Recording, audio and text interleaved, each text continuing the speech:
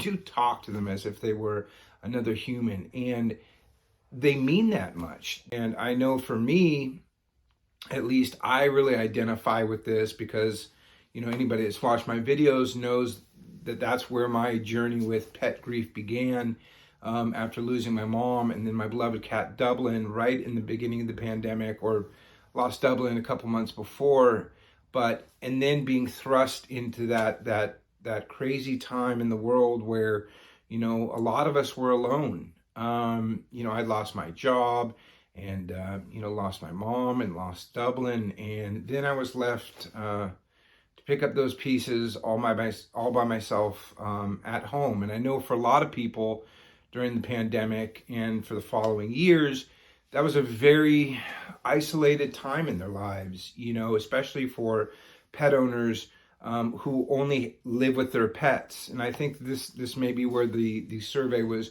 speaking more directly to, that especially, well, just in general, anybody that shares their home and their lives with a pet. And I think that's becoming,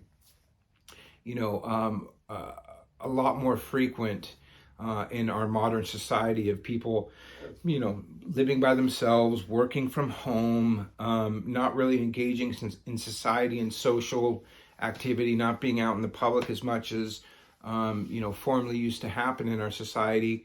So obviously those bonds of companionship with their, lack of a better description, their significant other in their home could be, their dogs, their cats, their pets, and that companionship truly compounds and builds to where that is the most important relationship that they have. I know for a long time I lived alone, and I was just had my boy Dublin, my cat, and he was everything to me.